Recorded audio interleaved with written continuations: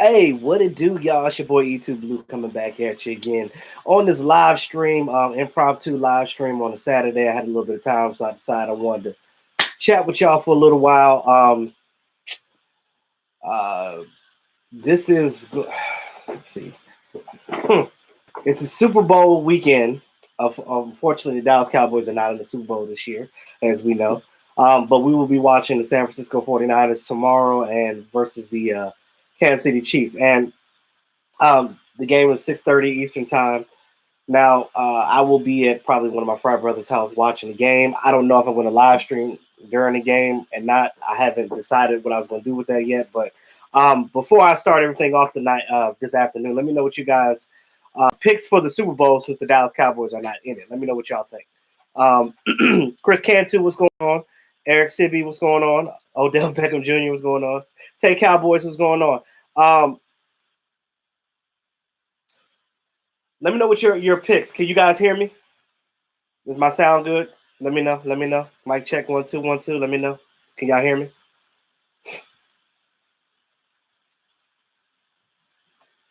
Chris Cantor, you hoping for the Chiefs? I'm going for the Chiefs too as well because we have I thought we had 4 Dallas Cowboys for the Chiefs. I think we have 5 of them now because I don't know if y'all know, but they picked up Mike Weber off of our practice squad. So they got Mike Weber too. So if they win the Super Bowl, Mike Weber, without absolutely doing anything, is going to win a ring. Ain't that crazy? Well, I talked about it before. They got Anthony Hitchens. They got Damian Wilson, Morris Claiborne.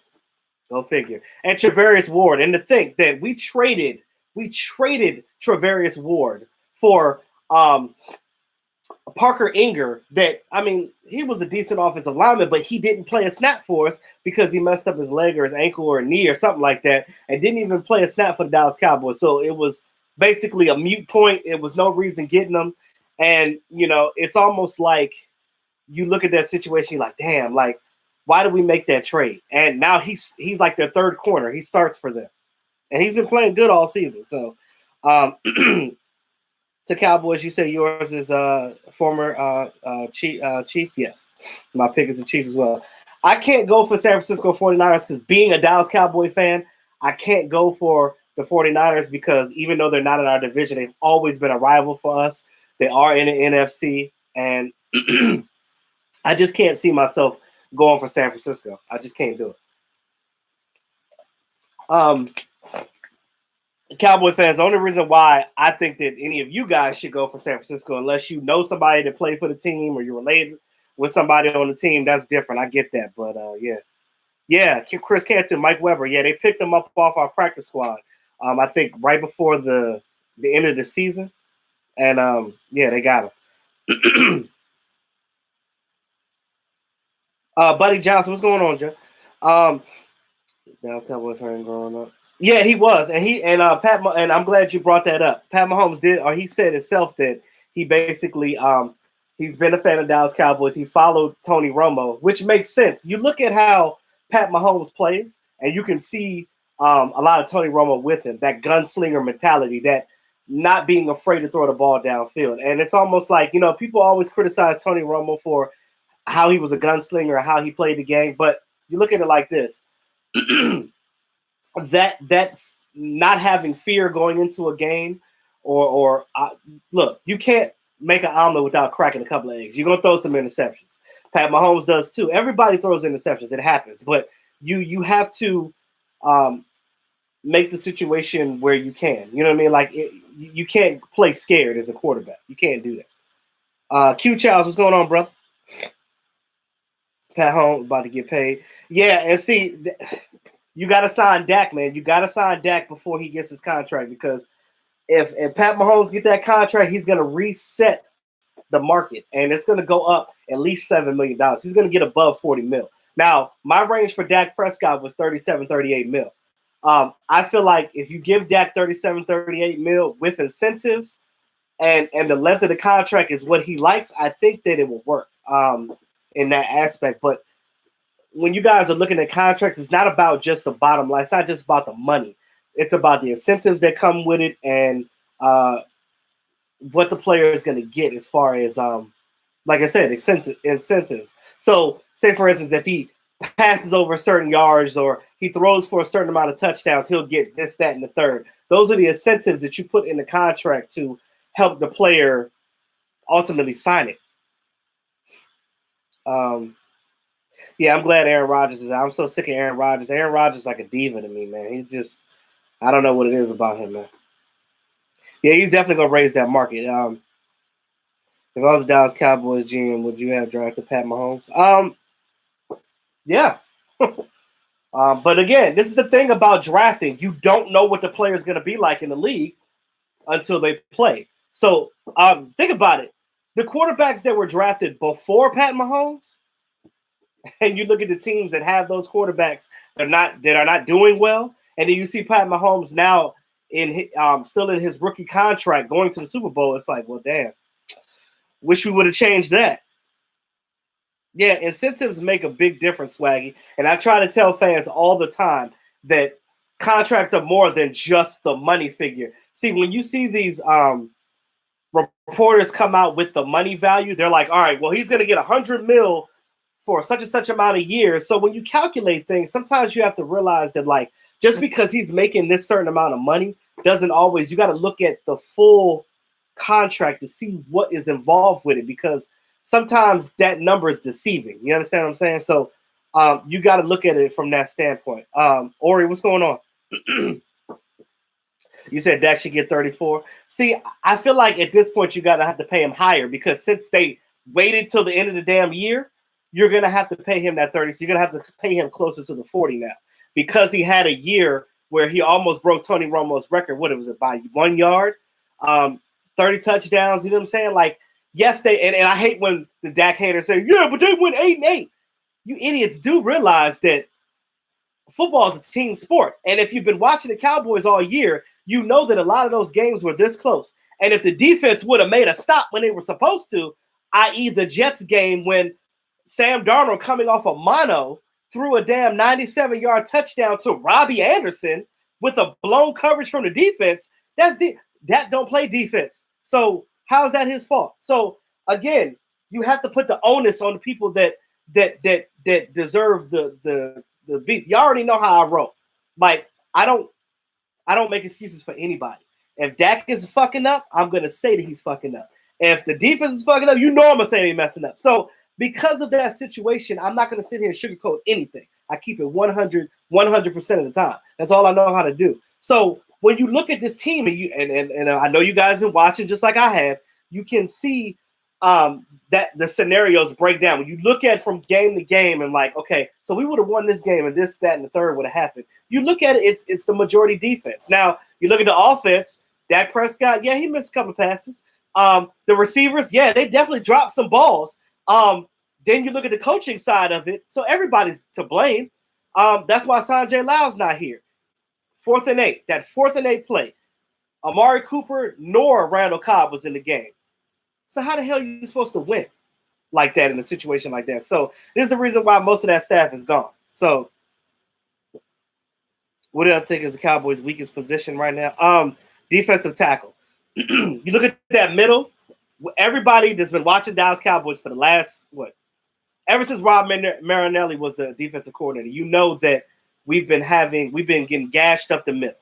You look at that Rams game in the last playoff game that we played, gashed up the middle by, I call him the little bowling ball, C.J. Anderson.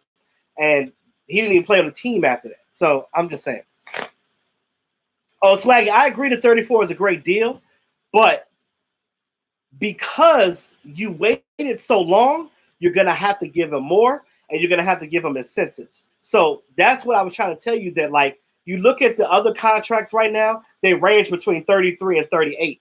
So if you give him, you could give him 36, you give him 37.1, and then add incentives to that. You can do that.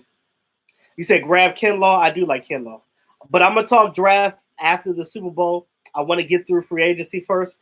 I really got my mind on, one thing at a time. I don't want to jump ahead too much, because I want to see, because there's some players that are still, still trying to figure out their draft position. So I'm still doing my research on these guys in the back end. And when I put up my draft board and I start doing things, I'm gonna do my live streams and get on that. So we're gonna go heavy into the draft before the draft, and hopefully I could get. I'm trying to get everything together now for Las Vegas, so I can get out there to get you guys some coverage for this draft stuff. Yeah, Dak had a good year. Defense, not so much. I know, and it's crazy because you look at our defense and you look at the guys we had, and you're like, really? Y'all could have played better than that. Ori, I agree. It was definitely past time to overhaul the coaching staff. But I didn't want to talk about this to the end, but because I'm getting ready to get into the free agents, Dallas Cowboys, that is. But you look at the Giants staff now. They're not complete, but it's starting to be very reminiscent of the Garretts. It's almost like the New York Garretts. They got Joe Judge as the coach. Ever since they signed Jason Garrett as the offensive coordinator, he brought in Mark Colombo to be the offensive line coach, which that's what he was here. They're trying to get Scott Linehan. I don't know if they signed him already yet. Our old offensive coordinator. I think they got Henderson and Joe Baker, the secondary coaches. Freddie Kitchens, which used to be on Garrett's staff a while back, I think in 2006. They signed Freddie Kitchens on their offensive side.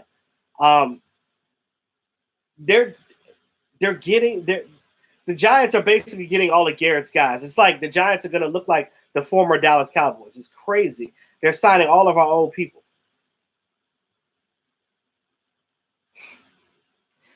It depends on what Ken Law does in the combine. So you guys got to understand when the combine time comes, it gets a little easier to predict the draft board because you see where people are slated. When you start seeing where these guys are slated to go in the draft lineup, then you can kind of get a better idea of who could slide to where based off of teams' needs and what teams are looking for. Now, you don't know what every team is going to need because they're not going to tell you that. So everything is a guess. That's why the draft is always wrong. I only got 2 draft picks right last year. So, and I never get any more than that. So I be trying my hardest, but it's hard.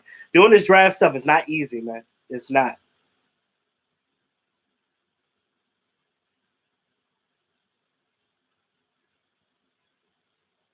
You said without the drop pass, he would have blown Tony Romo's breath. Yeah, he would have. You best believe he would have. These current coaches don't have any ties to these current players. Mari Byron is valuable. And see, and I'm gonna get into that. And look, I'm glad you brought that up because I'm definitely gonna talk about that. Which makes it even harder to figure out who could potentially stay, who's gonna go. Because again, like you said, we don't know anything about this staff. We don't know what they like. Now we've saw some of their interviews. I know I did. I have a little idea of some of the things that they want to do, but not to the point of being because we know how Jason Garrett thinks. We know what him and his staff like, but we don't know what Mike McCarthy and his guys like. Everything is going to be different. You look at his defense; it's going to be predicated like Mike Nolan said. He said the defense is going to be predicated on the type of players that they ultimately choose to pick up. So basically what they've been doing with all the free agents that we have and with the current guys that are still under contract as well, they basically looked at everybody on the 53-man roster and they looked at these guys and they said, all right, they looked at all of their film, all of the highlights, all the plays that they made, and even the ones they messed up on, because that's important too. And they're going to do a self-evaluation on these guys to see, who fits the bill. Who they ultimately might want to keep to give another chance. And so that's what they're doing right now. They're studying. That's why Mike McCarthy didn't send his guys to the Senior Bowl because he wanted them to come here and join together, meet up with each other because some of these guys on his coaching staff haven't worked with each other. So they're still learning each other. I really like that guy, Maurice Linguist, that we got from A&M. I think that he's like the same age as me. And I didn't know that. Like, he's a young cat, but he's a very vibrant man, full of life. And that's what you want with your coaches. You don't necessarily want a player's coach. You want a coach that's going to come in here, that's going to be stern with these guys and let them know what it is. A guy that's going to get in their ass, but also a guy that they can come to when they need it. Like, like, okay, so I'm struggling with this, blah, blah. But you want that type of relationship. You don't want it where like the player feels like he can basically outdo the coach or whatever, or like when we have Mike Dooley. And speaking of Derek Dooley, I'm sorry, Derek Dooley. Derek Dooley might be the new wide receivers coach for the Giants. It look like they're going to sign him too. So it is what it is. Oh, what it do, Dave Moore? I'm sorry, I'm just talking. Sounds good. Evaluating players, put the best players on the field. Yeah, Dallas Lee, and that's exactly what it's about. You got to put your best talent on the field. You got to put your guys first, because that's all that ultimately matters. When you are talking about like guys that you have, and my man Dallas Cowboys 1980 who talked about it. Shout out to him. You can't fall in love with these guys. Now, I had a problem with doing that too in the past, but I have to realize too, as a talent evaluator and as a YouTuber, I have to realize that like I can't let my Dallas Cowboy fandom get too much in the way of the way that I think about this team and bringing my the content that I put out for you guys. Because if you notice, when I typically talk about this team, I don't always talk about my personal feeling. I talk about how the team is going to deal with it, what I know trend-wise, and what makes sense and what the team needs. Not basically off of what I feel, but what makes sense. You get what I'm saying? So if I tell you that this is my honest opinion, then I'll explain that that's my honest opinion. But normally when I'm talking about things, I try to take my personal feelings out of it, because a lot of times when you're a fan of a team and you're a diehard and you love your football team like I do, you start to become a homer, and I'm not a homer. So I just want to make sure that I'm doing the right thing by, doing that. No, we didn't resign anybody yet. Free agency hasn't started yet. The Super Bowl hadn't even happened yet. So it's not going to happen until after all the teams are done playing. So March. So next, I think it's March. Is it March? I think free agency opens up in March, because that's the start of the NFL season. But I'm going to talk about Randall Cobb in a minute. Dez Bryant, question mark. I've said this in the past. If you watch my old videos, I talked about Dez Bryant, and me and Mark Holmes have arguments about this all the time. He don't want Dez Bryant to come back. He thinks that Dez Bryant is washed up, this, that, and the third. I actually watched Dez Bryant's him practicing and doing some different things in training. Look, as dynamic as he was for us, and I understand that like him and Tony Romo had a thing. If you want my personal opinion, I love Dez Bryant. I would love for him to come back on this team as a fourth wide receiver, to basically just be a slant guy, kind of like how, since we got Adam Henry anyway, that worked with Odell Beckham, you can use Dez Bryant if you did bring him back. You can use him on those sluggos, on those deep slant routes, and back shoulder fades and red zone threats. So that's what you can use him for. We know what Dez Bryant's skill set is. We know what he can do, what he can't do. You keep him in the role that he was before, but you use him in a certain capacity. So he's a threat all the time being out there, but at the same time, you're not going to sit here and have him a venting Cowboy fan. What's going on? So you're not going to have him basically just sit there and say, I'm going to do everything. He doesn't need to do everything, because you got Cooper, you got Gallup.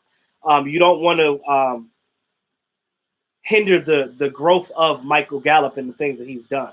So to keep Dez out of the way, you use him in certain situations. So you give him a 1-year contract, kind of a prove-it deal, something to do that. Now, that's what I would do. But what the Dallas Cowboys might do, I really don't think that he would get signed, because they're looking at how Dak Prescott and him are. Him and Dak Prescott don't have good chemistry, obviously. I don't know if Dak Prescott doesn't like him, or if it's just something where they don't have that chemistry as far as a receiver quarterback. Now, he had that with Tony Romo. If Tony Romo was still the quarterback, I could see that happening. But as far as what I think the team will do, I don't think we'll see Dez back. I think you might see him go back with the Saints, or maybe the Ravens might sign him. Who knows? So that's a two-part question. Answer, I should say. You said with his ego. Well, he said that he said he'll take a Jason Witten role or whatever role. So if this is the thing, that's another conversation. That's part 3. So if you have Dez Bryant and you have a conversation with him and you sit down and Jerry Jones sits down with him and Mike McCarthy sits with him and he says, look, I'm not going to be a problem. I'm going to shut my mouth. I'm going to go to work every day. I'm not going to bitch and cry about the ball. I'm going to do whatever that you ask me to do. And I'm not going to impede the progress of these other wide receivers or make a or try to split the locker room. That's what you don't want right now because the chemistry is high with this team. And you don't want to mess that up by putting a guy in there that's going to break up your damn locker room. That's what you don't want. What I do, Coco? Hey, how you doing? How you doing? How the kids doing? All right, so yeah, so that's a conversation to be had. Dave Moore, what's going on? So I believe that the health can play an intricate part. Yeah, so again, you put him in that role, keeps him healthy. That's kind of like how we had with Sean Lee. That's why he made it the whole season. Donnell Womack, what's going on? Hey, I'm good, bro. I'm blessed and highly favored. Vintage Cowboy fans with Gallup, Cooper, Cobb, Dez, better let the Eagle. I'm telling you, but these players that play on this team that knew Dez, they love him. They love him. So he would be definitely welcome. So let's stop this Dez and tight end crap, okay? All right. Dez has never played tight end. He's not a tight end. You guys got to understand that being a tight end is not the same as being a receiver because part of your job as being a tight end is blocking in the run game and in the pass game. Dez Bryant can block a little bit, but he would hold too much. Dez is not a blocker like that. Like, he's not a guy that you're going to use like that. So it would be stupid to put him in tight end. What I'm saying is you keep him at his receiver role. You diminish that role. You use him for 2 situations. Red zone, back shoulder fade, and then the deep sluggo slant routes. That's it. That's it. That's all you use him for. That's it. That's all you need him for because Cooper can play the X and the Y. Randall Cobb can play the X and the Y and a slot. He can play all 3. And Michael Gallup could play both left and right and X and Y as well. So as we talk about these wide receivers, and I'm going to get in who I think that it's going to be in a minute. I just wanted to clarify that last comment. But no, you don't want to put him at no damn tight end. So you get him on a veteran minimum contract, 1-year deal. But that's just me speculating. I don't think it's going to happen because I doubt this team is going to do it. We can wish and hope and pray, but I don't know how that's going to happen. This day and age, tight end is not the same as old school. Yeah, it is not the same as old school, but it depends on how the teams play it. I'm just speaking on how the Dallas Cowboys use their tight ends. And you have never seen a Dallas Cowboy team use a tight end just for a receiver type of threat because we don't use our tight ends like that. Now, if this was New England, maybe because when Aaron Hernandez played for them before he, that happened and he ultimately killed himself. But when him and Gronkowski was a tandem, they did that 2 tight end thing. But Dallas Cowboys doesn't run their team like that. So yeah, he's not big enough to be a tight end. It wouldn't make sense. It's not a smart idea to do. But even when you're in the red zone with Dez Bryant, you still use him as a traditional wide receiver like we did in the past with the back shoulder phase. Some of you guys got to understand that it doesn't. When you think about these things, you got to look at it from a playing standpoint. If you ever played organized football, you know that there's certain things that's not going to make sense when it comes to certain players and how they play. You can't just plug them in anywhere. Like, I hate when people be like, "Oh, well, he's a cornerback. Maybe he could be a safety." It's two totally different positions. Just because you're a corner don't mean you could be a safety. Just because you're a safety don't mean you could be a corner. There are some players that can play both because they did all of their life. But if you only play one side, it's going to be hard for you to play the other side. It's not the same thing. Yeah, Dallas Lee, that part.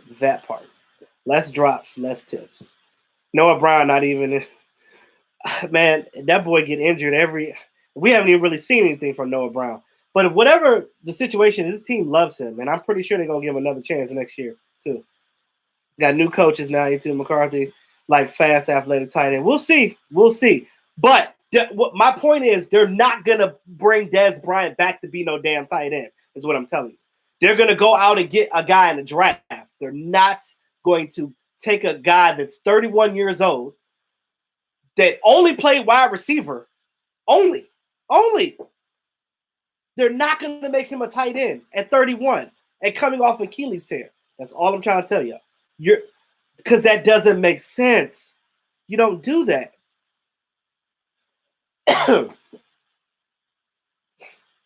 Yeah, McCarthy can like fast tight ends all he wants to. He's going to draft that guy, though. And I'm happy with that. Who do I think the Cowboys are going to pick in a free agency? Remember, we talked about this. I don't know what the staff likes. Only thing that I know, what they probably should be doing, and which I think that they should be doing, is going to get a defensive tackle. A big, fat guy, refrigerator with arms. That's what I think.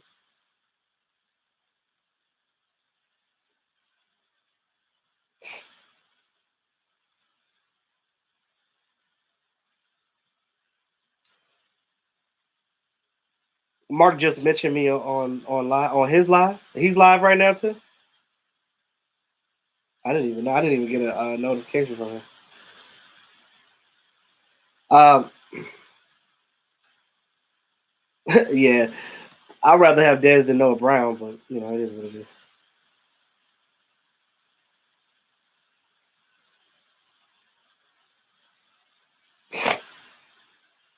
I'm not saying that it's not possible. I'm just telling you, Sean, that it's not going to happen with the Dallas Cowboys. That's all I'm saying. That was my whole point, is that the Dallas Cowboys wouldn't do that. And even with this new coaching staff, if they're going to take somebody like that, they're gonna do it with a young guy, not a guy that's 31 and hasn't been in the league in the last 2 or 3 seasons. So,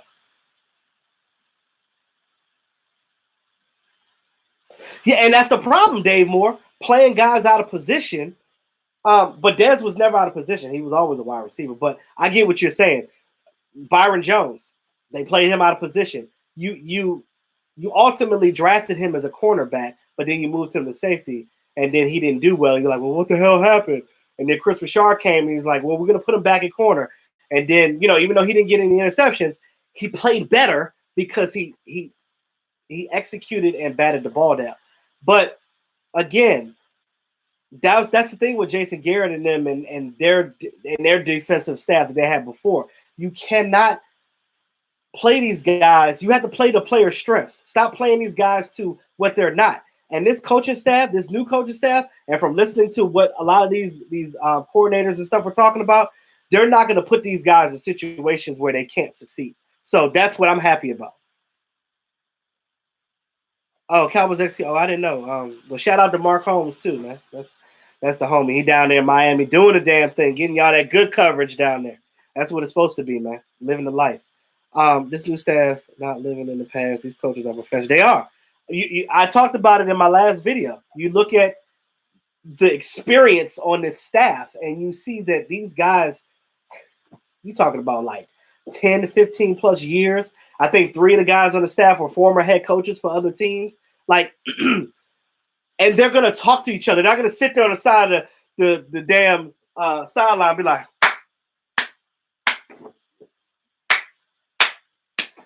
these guys are going to go out there and they're going to basically tell you, hey, in this situation, we need to be doing this, that, and the third, not that. Tell you that. Yeah, and again, he could play all the stuff at UConn, but playing that at UConn is not the same as doing it in the NFL. So, and maybe the Dallas Cowboys scheme wasn't right for him because again, the way we played was so predictable. We did the same thing over and over again. We never changed anything. I want to see Byron Jones get re-signed for the simple fact that we got a new regime. And I want to see what they can do with him. If they can't do anything with Byron Jones and he continues to be what he was before, then by all means, then you don't have to re-sign him or whatever. But My whole thing is I want to see a lot of these guys with this new regime and see what they're doing. You want a new secondary, believe Jay Lewis and Woods upgrade. I can kind of agree with that, but I also want to keep Byron Jones too, and I'm gonna get to him in a minute. Coco, you said, do you think it's a great idea to bring Dez back for the Cowboys and so?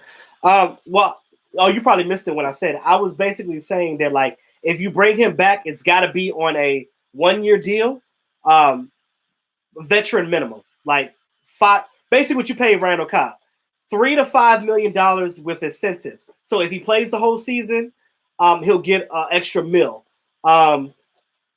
Again, these incentives make a difference. So I would do that. Sean, my man Sean. See, we think of Eric Berry, how Eric Berry was. I need all of you guys in this chat right now to understand. Please believe me when I say this, and I love all y'all dearly. I just want y'all to understand. Eric Berry is not the same Eric Berry as he was for the Chiefs. He has bone spurs. He has Achilles issues, and I know that he's been out for a while. I know he's had time to get healthy. But when the Dallas Cowboys brought him in, if you notice that he left quietly, right? Which goes to tell you that they brought him in, they were interested in him, but he couldn't pass a physical. He could not pass a physical. They saw that he had a lot of damage in his body, and he could not. It wasn't worth signing because you're signing a guy for what? It's like another Sean Lee. You don't know if the guy's going to be healthy and play for you for a full season or not. And you're not going to spend $1 million some odd dollars on a guy to play for you, even for 1 year, if he's not going to be out there and do anything for you. So if you're going to get a guy like Eric Berry, you have to make sure that this guy is fully healthy and right. But having bone spurs, if you guys know anything about that, that shit it's not something that you could just come back from like that. Especially with that position that he plays at, you're running 24/7. So you need that. So Eric Berry, no. I don't want no Eric Berry unless now if they bring him back and he does another physical, because it's been a year or two since the last time, if he fits the bill, then okay, maybe give him a year contract. But outside of that, I don't want no part of no Eric Berry. No. You need to draft these young guys coming out of the draft. I don't want no old heads. I want these guys young coming in here, fresh off the pulpit. You understand what I'm saying? Get some of these LSU guys, get some of these Bama players, and get them up in here and make them work. I'm just saying.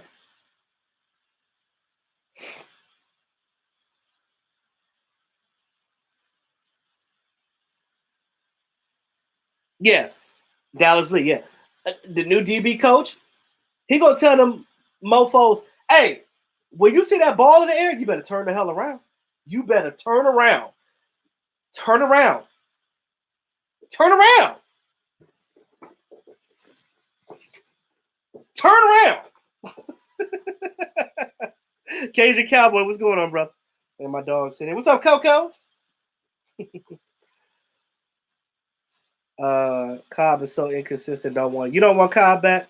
I don't think the Cobb was so much as inconsistent. I think that I don't know. I don't know. I still like Cobb, and I think that I'm gonna talk about it in a minute. I'm gonna get it. I just wanted to I didn't want y'all to think I was ignoring y'all comments and stuff. Victor Cal, I didn't say give him that money. I just said that if those people that want him back, that's probably what you can give him. But the Saints gave him $700,000 because at that time he just wanted to play. So that's that. At that time, he was just gonna take whatever he was given. So that's just how that went. And Ori, you know that right type of guy stuff is out the window now because Jason Garrett is not here anymore. So younger and cheaper, baby. That's how we do it.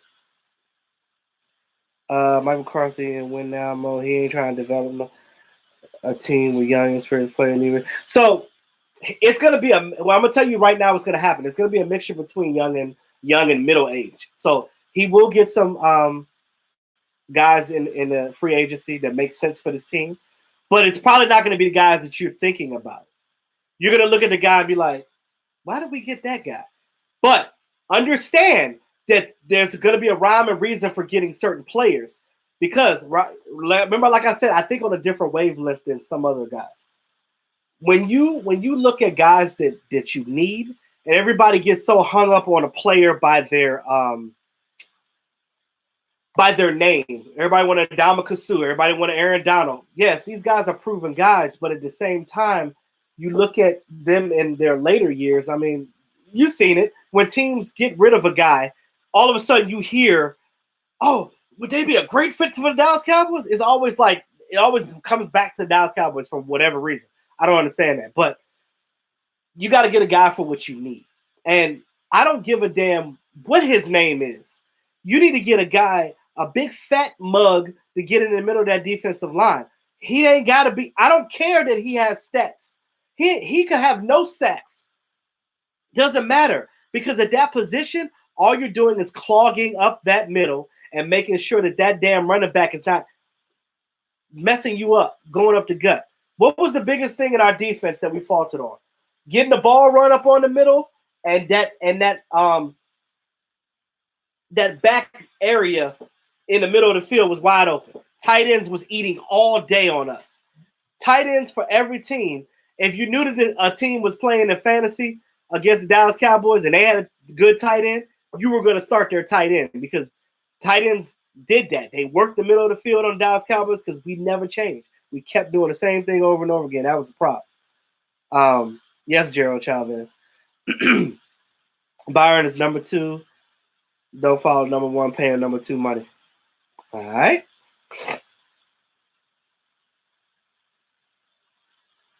Oh, we got a hater in here, guys. Got a hater in here. There's a hater. Sean, you said left tackle? Yes, I do. Because you're going to need somebody that's going to because, look, we all love Tyron Smith. I love Tyron Smith. But we all know that he has back and ankle problems and knee problems. And, you know, at some point, he's not going to be that same guy that he was or that he is. We know that his body is tearing down. And granted, he's still young because remember when we got him, he was only like 19. Remember, they gave him a 10-year contract. So Tyron Smith he's a career-long Cowboy. He ain't going to another team. When his contract is up, he more than likely will retire. So, yes, I would say draft a guy in a later round, somebody that can develop and come in and do a little bit of something in that position. I agree with that. Yeah, Kevin Carr, you're absolutely right.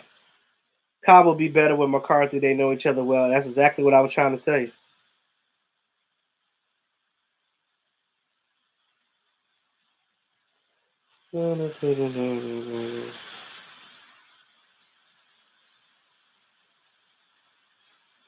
So, as I talk about our free agents, so our number 1 free agent, everybody knows, is Dak Prescott, right? So we've been talking about We've been talking about Dak Prescott for hell since the beginning of last season. All right. Everybody is speculating what Dak Prescott might get. Everybody is saying what they think that he deserves and this and that. Let me tell y'all, and I'm going to keep it 100 when I say this. And I ain't going to say it no goddamn more. It's going to be the last time I say this.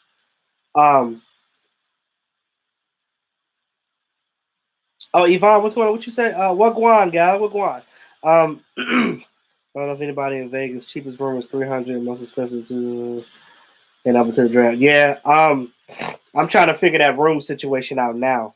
Because I was looking at some stuff now. I might have to try to get a package done with my with the travel agent and stuff. I'm trying to figure something out now. Because I ain't staying in no sleaze bag place. But I can't do no Venetian either. So we got to figure that out. Do we think we'll get an extra pick for Cole Beasley? Yeah, we will. We'll definitely get a compensatory pick for Cole. I'm about to say Cole Pizzle. God damn it. For Cole Beasley. But again, listen to me when I tell you this about Dak Prescott, right? I'm a grown man, if you didn't know. Dak Prescott is a grown man.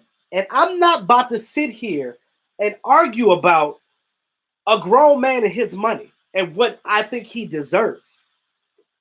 Look, Dak Prescott has proven to be a leader of this Dallas Cowboy team. He is humble. He never threw anybody else under the bus. He never threw his coaches under the bus, which he at any time he could have. And guess what? If he did, I wouldn't have said a damn thing. I'd have been like, rumble, young man, rumble. That's what I would have said. Now, you look at that situation. Then there's the fact that he threw for almost 5,000 yards, 30 touchdowns. Let's go back to when he was a rookie. The fact that he went up there and played the Packers team, brought the team back. Although they didn't win, he still showed that fight, that hunger to do it. But the rest of the team let him down. Dak Prescott don't play defense. Yes. Has Dak Prescott made mistakes? Yes. Has Pat Mahomes? Yes. Every quarterback makes mistakes. But the fact that this guy was a 4th-round pick, wasn't expected to do anything, sat with hell, we were wondering if Jamil Showers was going to beat him out of a quarterback position. Remember that? Remember when Dak Prescott first got here? And we was like, oh, he's a terrible practice player. He sucks at practice.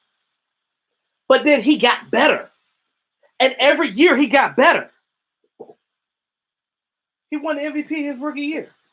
Went to 2 Pro Bowls. Whether you think that he deserved it or not, whether he was an alternate or not, he still got selected to go because you still got to get the numbers to go. And I don't want to hear nobody say, oh, those were garbage time passes. Well, in what games this last season, was it really garbage time? Because some of your opinions on garbage time makes absolutely no fucking sense to me. Because when I think of garbage time, I think of, okay, we're down 3 touchdowns and it's 6 damn minutes in the 4th quarter, and there's no way you could come back. So then you're padding stats. But you look at the majority of the games that he's played in, that they've been behind, and they tried to come back, he's come back. They've scored touchdowns. Ultimately, it was the kicker that didn't make it. Remember, y'all remember Brett Maharati, right? That was missing all them damn kicks. Coaching. And don't get me wrong, I always tell you all the time, when a player's effing up, I'm going to say it. Everybody has a fault in this. Players didn't execute. Dak Prescott didn't execute sometimes. But you got to give the young man his credit. You got to give him his credit. Because I had somebody come in one of my chats, one of my comments on one of my videos. I want to say it was like 8 videos ago. I try to forget about it because it was the dumbest shit I've ever heard. Somebody said that, oh, well, no other team would sign Dak Prescott. Why the hell would we sign him to a contract? I said, what? And I also have to realize that some of these people just be trying to troll, or they just don't know a goddamn thing about football. And I sit here and I look at it, I'm like, okay, well, if Dak Prescott is that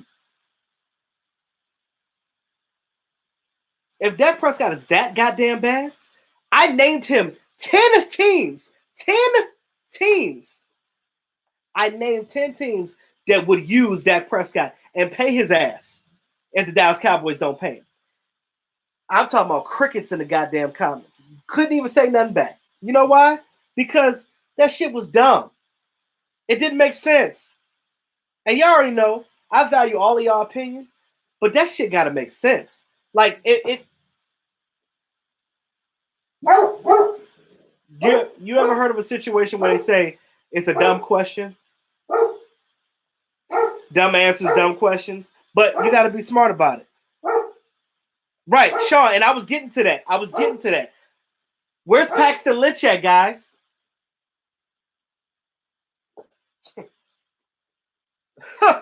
You talking about the guys that got drafted before him? Christian Hackenberg, where's he at? I'll wait. So, and we don't like Dak Prescott? Mike McCarthy said himself, I'm going to love to work with this young quarterback because he watched Dak Prescott last year and he saw something in the young boy. And he said, this dude got heart. He got heart. Those of y'all that understand the situation, that your feelings are involved when it comes to this playing this sport. Perfect example, Dwayne Haskins. He ain't got that drive, y'all. He's immature. The Redskins got a problem. You know why I don't want to franchise Dak Prescott? Do you know why? Look at what happened with Kirk Cousins. They played around with Kirk Cousins. They franchise tagged him not just once, but twice. After that, what happened? Shipped his ass off to the Vikings. And he played all right. Then he played better. Then he went to the playoffs with the Vikings. What did the Redskins do? They won, what, 4 games? They lost Alex Smith. That's the reason why you don't get a guy that's old. Those of you that talk about you want fucking Tom Brady. You want to get rid of Dak Prescott for Tom Brady? At 42 years old and you got a 26-year-old quarterback that ain't going to do nothing but get better with a guy like Mike McCarthy?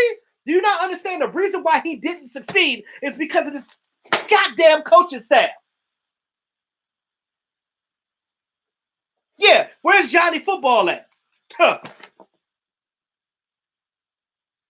You said don't remind you of Maher? I know, dude. I know, dude. I know. Now, if y'all let me talk my shit real quick, I'm going to be done in a minute. I'm snapping because the shit doesn't make sense. And you guys know exactly what I'm talking about. I talk about this 24/7. We had this conversation about Dak Prescott. And trust me, I ain't no Cowboys homer. I don't make no excuses for any player on this team because, man, I don't give a damn. I don't get paid for this shit. I don't work for the Dallas Cowboys. I don't know these players personally. Even the ones that are my frat brothers. I don't know them personally. So there's no reason for me to sit here and be like, oh well, I'm just gonna make excuses for this guy because I don't give a damn. It doesn't matter. But at the end of the day, you got to think about what makes sense. Because I'm gonna tell you right now, if we lose Dak Prescott, who in the hell are you gonna get at quarterback? Because you're not gonna jump from 17 to come down and get Joe Burrow. It's not gonna happen. You're gonna have to get rid of every draft pick that you got to get Joe Burrow. And you know what's going to happen? You're not going to sign anybody else because we have other needs. We got a damn quarterback. If Jerry Jones and Stephen Jones cares about this kid so much as they keep talking about, sign his ass right now. Right now. You're in Miami with him. The whole damn team is in Miami right now. Jerry Jones is out there with his 267-foot fucking yacht, and all of them are out there. Get his ass on the yacht. Sign him right now. Sign him. Yeah, and Dad Hayden's going to say, Cooper Rush. Go get Cooper Rush. Oh, my God, bro. Let me tell you something. You say you live in Denver? Yeah, ridiculous. And I'm sorry, because I know I got to get through these other guys, but I just have to, I feel compelled in my heart to preach about this because I get so sick of these goddamn Dak haters. And you know what? I got a lot of subscribers that are not just Dallas Cowboy fans. I talk to a lot of people in my everyday life, like when I'm out in my full-time job and I'm out in the field. I talk to other fans of other teams, and they talk to me all the time. And they say all the time, I don't understand your fickle-ass fan base. And I said, I'm listening. They tell me all the time. They say, why does a lot of your fan base do not like Dak Prescott? And I said, man, your guess is as good as mine. Because I sit here and I say, it doesn't make sense. And everybody that's talking about they don't like Dak Prescott are the same ones that said the same shit about Tony Romo. And then when Tony Romo got in the booth, they was all on his cojones like, oh my God, he's the greatest broadcaster ever. The fuck? And then turn around and say, when you look at videos of his highlights and what he did with the Dallas Cowboys back when he played, and they're like, oh, he was a great quarterback. Motherfucker, you was not saying that when he was on the field. You was talking about, oh, his back broke and he ain't going to make it. Dak Prescott never missed a game. First of all, what had me and what had my respect from the young boy was the simple fact, a young man, that he played with the AC separation and still threw the ball deep and still tried to win these games. When the defense didn't work for him, didn't play for him. You got a quarterback that the coaching staff loves. Even this new coaching staff loves him. They can't stop talking about him. The new coaching staff loves him. The old coaching staff loved him. The players love him. His offensive linemen, Travis Frederick and Zach Martin, said themselves, and I'm pretty sure Tyron Smith said it too, but Tyron Smith is quiet. He don't talk to media. But I'm pretty sure he said it too. But Travis Frederick and Zach Martin said, that's my guy. I'm going to go for the farm for my guy. I am going to fight the battle with my quarterback, and that's it. So when you have a situation like that, how could you not respect that? How could you not respect the fact that when he's done, everybody, what has he done? He ain't won no Super Bowl. Do you know how motherfucking hard it is to win a Super Bowl? And I'm sorry for cursing. It's crazy right now. It don't make no sense. If it was that easy to win a Super Bowl, don't you think that more quarterbacks would have it? Because I could do a whole video talking about how many teams actually have Super Bowl rings. How many coaches in this league actually have Super Bowl rings. How many quarterbacks actually have Super Bowl rings. It ain't easy, bro. Sean Payton, Drew Brees, one goddamn Super Bowl. So when Mike McCarthy got hired, I heard people say dumb shit about Mike McCarthy is a dumbass hire. How is he a dumb hire? Oh, because he got one Super Bowl? How many people got more outside of Bill Belichick? Nobody plays like the Patriots. We're not the Patriots. Nobody else is the goddamn Patriots. So for us to keep talking about this narrative, it's fucking dumb. So let's do the right thing by our Dallas Cowboys, okay? Guys, everybody that follows me, even the people that are not on this chat right now that will watch this live stream later, please understand what I'm saying. I keep it 100, 1,000, 1 million, whatever the number that it is. I'm not going to sugarcoat nothing with y'all. I'm not going to lie about y'all. I respect y'all. And I want y'all to understand. I want y'all to be educated. I want y'all to know that do not be like these dumbasses because cocaine is a hell of a drug. And whatever the type of stuff that they're on right now and the nonsense that's coming out of their mouth is what it is. You know what I mean? Like, again, I don't know everything. Nobody knows everything. But when you look at the common sense thing, this makes perfect sense. In my opinion, Mike McCarthy was the best hire, and it's going to be the best thing for Dak Prescott. And I can sit here and guarantee you, and I'll put money on that shit, that Dak Prescott is going to be even better with this new coaching staff. You know why? Because it's simple tweaks that made us not win. And a lot of it was not Dak Prescott. And even the stuff that was Dak Prescott's fault, the stuff that he can improve on is mechanical. It's mechanics. It's not something that is in his head that like he just can't do it athletically.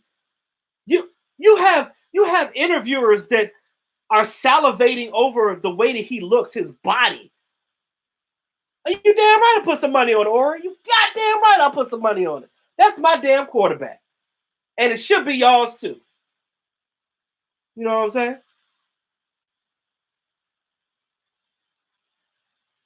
And I understand, guys. I get it. I know that we've been sitting here in mediocrity for 25 years. I get it. We ain't won an NFC title game since the 90s. We ain't made it to a Super Bowl since after the 95 season. So I get it. I get it, guys. But what I'm telling you right now is that going forward, it's going to be a different Dallas Cowboys team. And I can guarantee that because if you pay attention what's going on right now and stop listening to these media outlets because they're talking nonsense too, because it's all about money for them. They don't give a damn about anything else. So when I tell you guys from Front Street that when we have conversations and you listen to me, you listen to Mark, you listen to Law Nation, you listen to Dallas Cowboys 1914, a Cowboys blog, my man Vosh Lombardi, Foots the King, whoever that you guys like to watch is your favorite YouTuber, whatever your fancy is, understand, or if you just watch all of us, understand that like we come from a different place than these media people because, and I'm not trying to talk crap about them because some of them are knowledgeable because they played football. Not only did they play football, but they were in the league. Some of them weren't, but the ones that weren't really don't know what the hell they're talking about. But I'm not going to sell my soul for anything. So if I'm going to talk about something and if I'm going to be on anybody's show, you're not going to have no script in front of my face because I know enough to talk about it how it is. And I'm not going to sit here and again, let me be on Undisputed one time. Ooh, if I could be a guest on Undisputed, I will fire fucking Shannon Sharp ass up. He would not do me like no Orlando Scandrick because he ain't going to punk me. Because let me tell you something. I know about my team, and I get it. He played in the NFL. You know what I'm saying? He was a Pro Bowler. He played for Denver. He played for the Ravens. I respect Shannon Sharp. But ain't no way he going to sit here and bully me about my goddamn Dallas Cowboy team because it ain't going to happen. All right? Because I hold my own. And at the end of the day, if they want a real conversation, and I guarantee you that Joe will be people be watching it because they're like, who is this kid? You better know who E2 is because again, I may be, newer to the YouTube game than a lot of my other predecessors, but I'm gonna tell you right now, I could battle with the best of them. All right. That's just what it is. And one thing I can promise you guys is that I'm not gonna let y'all down. I'm not gonna let y'all down as my subscribers. I can promise you that. As long as you guys continue to follow me and continue to support me, I am gonna show you that love back by bringing you the best content that I can. I don't care about being the first to report something. I don't care about that.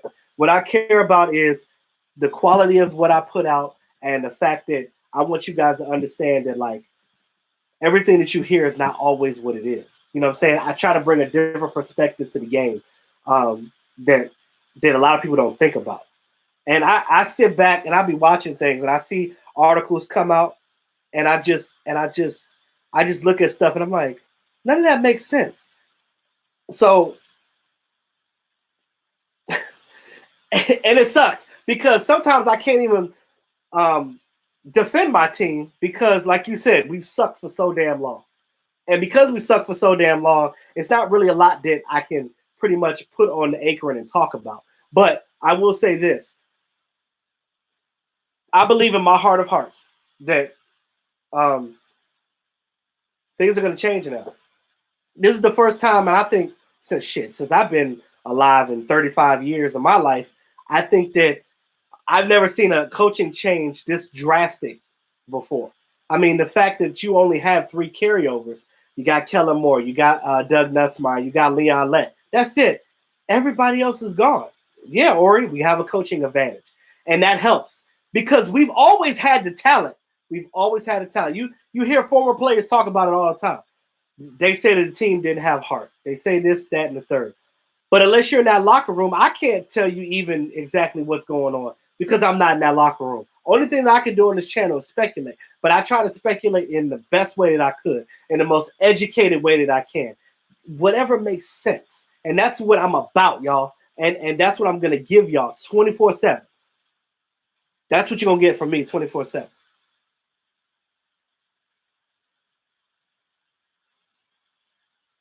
Yeah, Yvonne, I hear you on that one. I definitely hear you on that one. Yeah, and Cajun Cowboy. Shout out to Cajun Cowboy, man, down there in New Orleans. Hey, Cajun, man, I gotta next time we do a trip. Well, I've never been to New Orleans, but next time I come down there, man, you gotta show me the way of New Orleans. You gotta show me the way, brother. But because I know y'all be getting down there, so y'all you gotta, yeah, and like I said, I love y'all, man. You guys have been supportive of me, and I appreciate it. But to talk about that that coaching advantage, that is definitely something that we have right now because you got the players to do it. My biggest thing is, are these players going to take heed to what these coaches are bringing to the table? Now, you heard Ezekiel Elliott talk. You heard some guys come out, and they seem generally excited about this new coaching staff. So, as we talk about continue with these free agents, we see that this team is definitely trying to go in a different direction. Jerry Jones is seemingly sliding back a little bit and allowing his coaching staff to do what they do. Because I think he realized, hey, I'm 77 years old. The window is closing not for the team, but for him. The window is closing for Jerry Jones. And you don't ever want anybody to pass away like that. I never wish death on anybody. But you look at him being 77 years old, and you're like, you got to get it done now. David Jenkins was going on from Frederick, Maryland, right down the road. Appreciate you, brother. But yeah, so it's carnival season, aka Mardi Gras. Come on down. Bro, I wish I could. I'm trying to get to Vegas, man, for the draft. I'm trying to get to Vegas for the draft so I can get y'all this coverage, but I gotta get this money together, man. This money ain't looking right.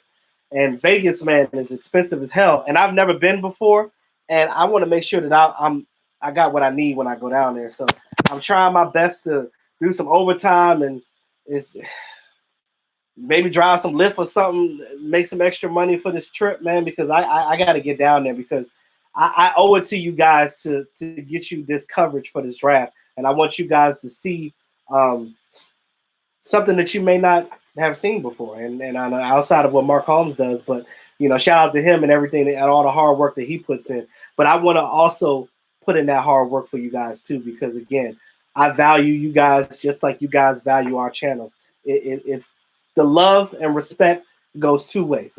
It's a two-way fence, guys. Who you talking about for the Super Bowl? Who am I going with? The Kansas City Chiefs. So we got Dak Prescott out of the way. We know we want to sign him. Like I told you in the beginning of the chat, I need to get. Like I said, I would sign him between 36 and 38 with incentives. 4-year deal, maybe a 5-year deal, depending on what Dak and his representatives. And again, you got to understand, too, when these guys sign their contracts, it ain't these guys that's really the ones that's giving the team the pushback. It's more so of the agent giving the team the pushback. So before you guys start telling the player, oh, well, he should have picked that amount of money. I don't know what the hell he was thinking. Realize that it's the agent that's telling the player, like, nah, bro, we ain't going to take that money. I can get you more. So put yourself in a player's situation. If you got an agent that knows money better than you, you're a young 20-something-year-old player. You ain't never seen millions of dollars in your life like that. You don't know how to deal with money. Think of where you were in your 20s. Did you know how to deal with money and finances? Because I damn sure know I didn't. Not know millions of dollars, maybe thousands and hundreds, but not millions because I ain't never made millions. Probably never will. But at the end of the day, you got to have the right people to do it. And that's the reason why they have agents.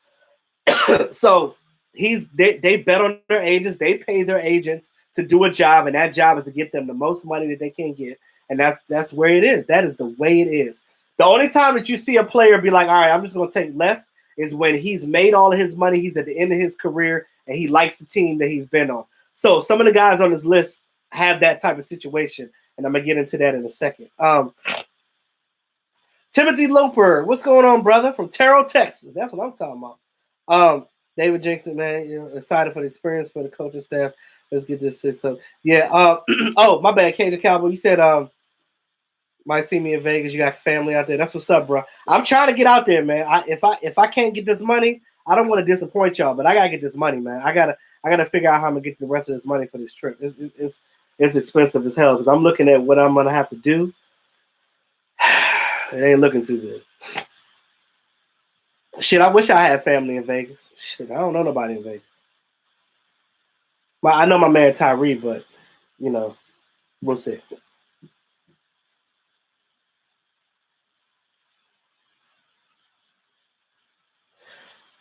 So for Bart Scott and them to say that he needs to be happy with 20 mil, especially like with former players and stuff like that. When you look at players, I'm like, did you take 20 mil when you played? Were you just gonna take a low ball price? You look at Kirk Cousins. Kirk Cousins is making what, 33? So why would he take way less than that? That's stupid. Dak Prescott ain't dumb. You better pay that man his money. Shit. You said occasions are everywhere. I know that's right. You said how much would it cost, bruh? Yvonne already put it in the chat. Them rooms already $300 a night. So I don't know. I gotta find some type of package or something. I'm trying to look up a flight and room packages because again, I'm here in Maryland in the DMV. So that's gonna be just that flight alone. I might could get a cheaper flight. I think my flight, I'm not really worried about the flight. I'm more so worried about my hotel stay. Yes, for the draft. You said go to HR, demand a raise and travel style? Yeah. Supposed to be getting a pay raise, but 3% ain't shit. So I don't know what they gonna take that out of taxes. So good luck with that. I'm gonna have to stand on the side of the road with a cup and be like, please, please. I'm a young YouTuber. Average going rate for the best quarterbacks, 34. And that's why I said you give him between 34 and 37. I'm good with that. Oh, Jared, you in California? Shit. If I lived in California, bro, I would drive to Vegas because it's like what? How many hour drive is it to Vegas from California? I guess I don't know why I said it. It depends on what part of California you in because I think California like what the biggest, second biggest state outside of Texas. Man, Jerry ain't gonna give me no money. Jerry don't even know me. Jerry be like, I heard that crap you were talking to me on your YouTube channel. I ain't giving you the damn money.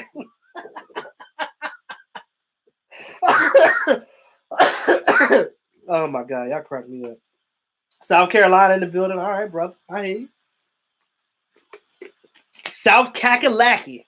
See, we got Cowboy fans all over the place, man. This is why I love this fan base.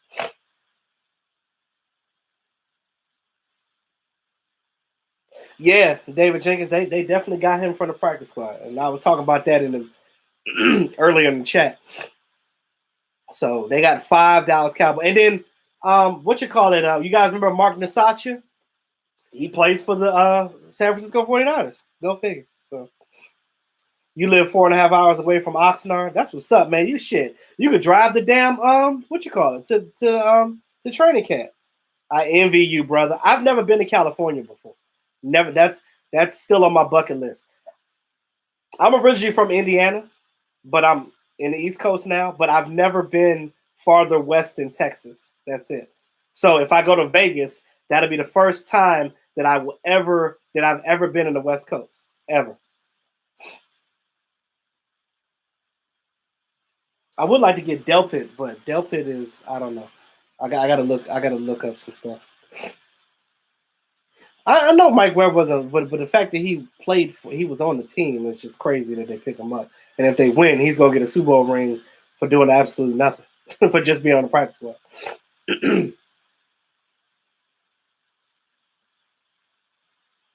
Okay, Yvonne, I'll hit you up and let you know what's going on if I need help with something. So we talk about the second person on the list that needs a contract, and that's Amari Cooper. Now, Amari Cooper, I've heard somebody say that they want to give Amari Cooper the transition tag. Now, I look at that situation, I say this. I think that what you could do, and a situation that would make sense to me, you sign Dak to his deal. You sign Amari Cooper to his deal. Because, again, Amari Cooper is already making 13. So all you can do with his contract is basically you giving him a pay raise. You add to the contract and not actually redo it.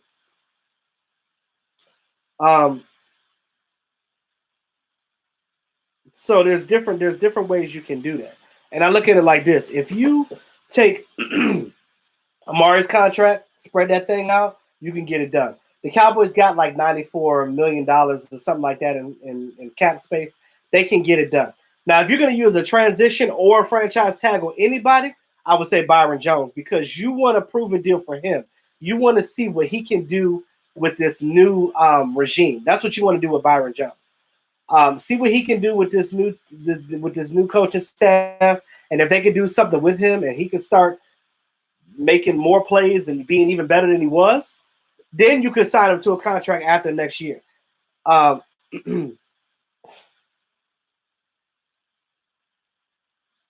But like I said, you can get it done. There's ways to do it. Am I keeping Byron over Quinn? I really would rather Quinn more. But I feel like if you get rid of Byron, I don't want Byron to go to the Eagles because the Eagles really want him. They wanted to draft him in the first place. So the Eagles are like heavily trying. This is the thing. We sit here and we bitch and complain about Byron Jones and not making any interceptions. Look at the Eagles secondary, which makes no sense to me how they beat us. But it just goes to tell you our coaching staff sucks like shit. Well, before.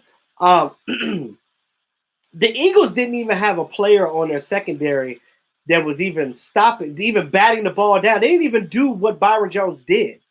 So the fact that they couldn't even do what Byron Jones did, they look at Byron Jones like that's an upgrade because they're like, well, shit. At least he making plays, even though he might not make an interception. He didn't make an interception.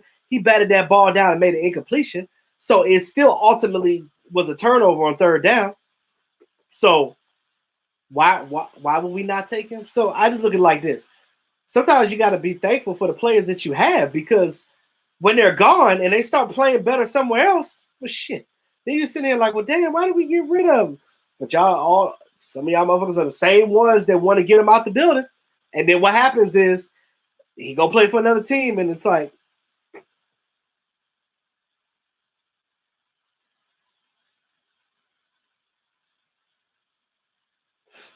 Gerald, you said you'll pay for the motel or hotel? Because I ain't trying to stay in no motel. Because you get there and the pictures be all nice, and you get there and the sign be all the letters missing. It ain't lit up all the way. They got bed bugs. It's prostitutes walking around. Like that's not what I want. Shit, I'll stay at La Quinta. I do like La Quinta. La Quinta is like the middle level. Like I don't know if they have one in Vegas, but I'll stay in something like that because they're cheaper and they're almost like Holiday Inn. They're like right in between.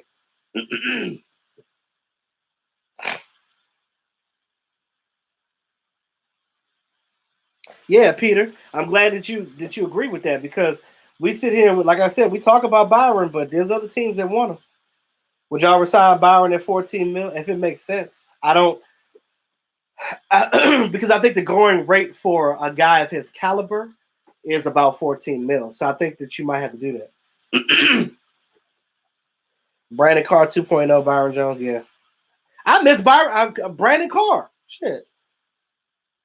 GD, what's going on? Thanks for the super chat. What's up, you2? Is Gerald? What up, Gerald? Is that Gerald Dave, the one that? Yeah. Hold on. Yeah. Look at that. Appreciate that.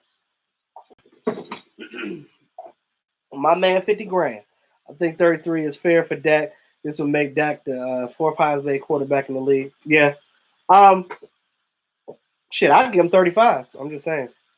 You could give him between 34, 35, 36, and you still be all right, depending on how you run your team. I got an uncle that lives out in Vegas, but never been to Vegas either. He too. Hope we keep Byron. Sheagles can have Anthony Brown now. Yeah, he said they can have Anthony Brown. That's the thing. I don't know if they want Anthony Brown though. Oh, I know you ain't bullshit.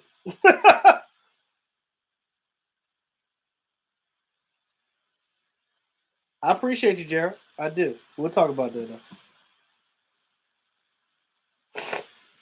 Oh no, we ain't got to spend the farm on that. You don't have to do that. But, Damon, if you wait till Pat Mahomes gets his contract, they're gonna have to pay the young Dak Prescott more, and that's not what you want to do. You don't want to pay him over 40. If you pay him now and you get it done now, and you lock his ass up and put him in the damn office and sit down and talk. They're all in Miami right now. They can go somewhere in Miami right now and have a conversation. They can do it right now. I'm just saying.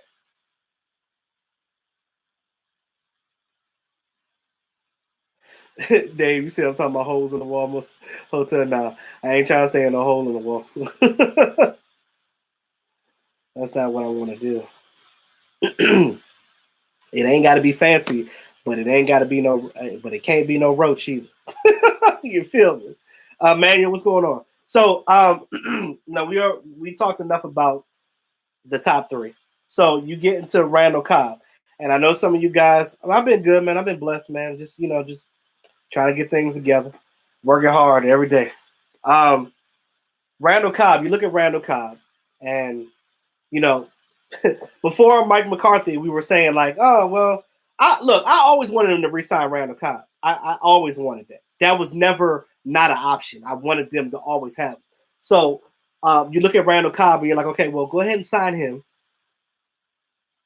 You said roaches need shelter too? Not where I want to be at, though.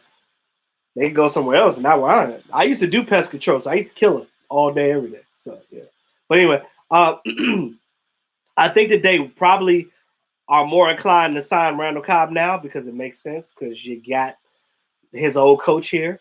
And remember, I know it doesn't mean much that Randall Cobb was at his press conference, but it matters because, and Jerry Jones made that comment. Package deal is definitely what I'm trying to look for right now because it makes sense. Because I know my boss, she went to Las Vegas for her birthday a couple of weeks ago to Vegas, and she was telling me that she got some type of package with the airline as well. It was like a hotel, whatever package. So yeah, yep. Let's try that. Let's figure that out. But Randall Cobb though, I think that they will re-sign him because of the simple fact that Mike McCarthy's here, and again, he did pretty decent for us. He had 4 touchdowns called back from penalties that wasn't his fault. Now I know that there were drops and some bounce up balls and this and that, but I think that a lot of that is just an aberration. I think that him and Dak are going to continue to work together and continue their chemistry. I still like what he brings to this team. I like the fact that he's got that veteran leadership in that locker room, and I genuinely like Randall Cobb. I liked him when he was with Green Bay. I used to think back in the day. I used to be like, man, I would love if Randall Cobb played with the Cowboys. And then when it happened, I was like, what? So he was one of the offseason acquisitions. Him and Robert Quinn were my favorite offseason acquisitions last year. And when we got both of them, I was like, hell yeah, hell yeah, dog. Hell yeah, dog. So that's what I was thinking. So because of that, I think they can sign him back. And they can get him another small deal. They can give him even pay him a little bit more money, maybe give him $6.5 million for 3 years or something like that. Something small. He ain't demanding a lot of money. He's a slot player. So, it is what it is. Sam, man, what's going on, brother? So, Tavon Austin. Now, I was for sure that Tavon Austin wasn't going to be on this team anymore. Not because I don't like him, because I do like him. This old coaching staff that we had, the Garretts and crew, they didn't know what the hell to do with him. They didn't know how to play him. So because of that reason, but every time he did get the ball, something good happened. So if you got a guy where something's good happening, every time he gets the ball, why not play him? So that's just why I'm at it. Yeah, Quinn was great. And he needs to be resigned too. And I'll get to him once I get to the defense. Now, with Tavon, now that we have John Fossil, who knows? He had him when he was with the Rams, and he knows Tavon Austin, so maybe he might push to get Tavon back for a veteran minimum deal, and get him back for another year and see what he does on special teams. Because again, I tell you one thing: this new coach staff will do something with Tavon, unlike the old one. We just had guys just sitting there not doing nothing. We didn't even know what to do with Pollard. Tavon, the Rams, ex-special team coach, I know. That's what I just said. They are going to. I think that Tavon is. They might bring him back another year. And see, that one play a game, dude, is because of the simple fact that that's the way that our offense is predicated under Jason Garrett. Like they didn't know how to use him.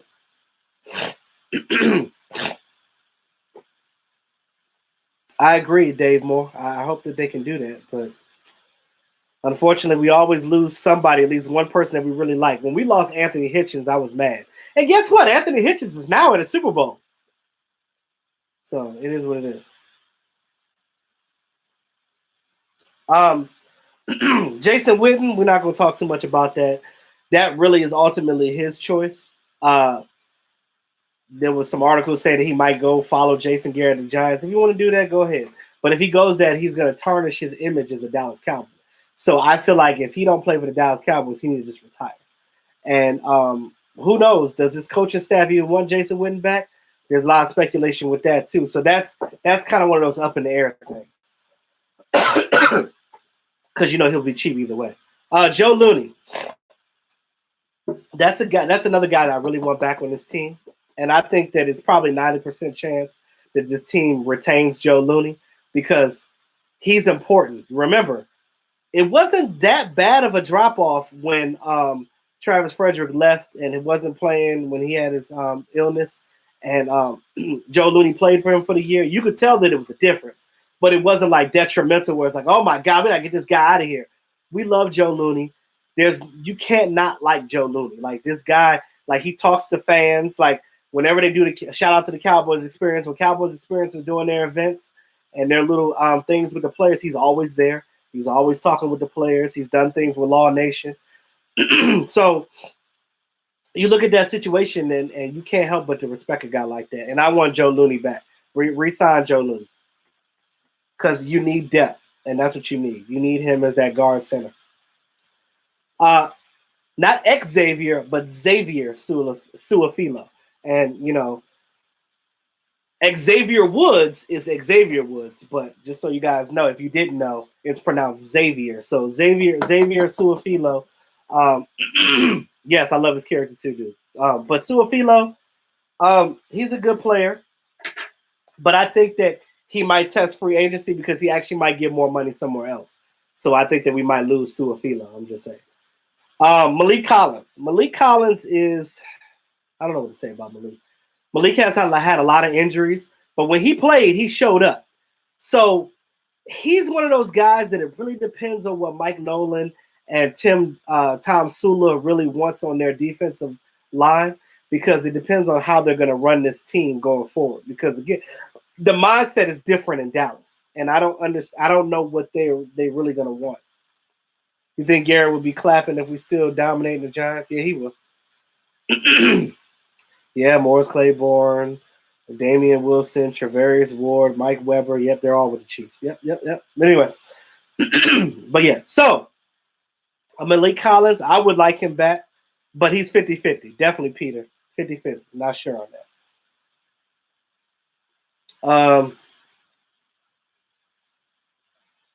Christian Covington.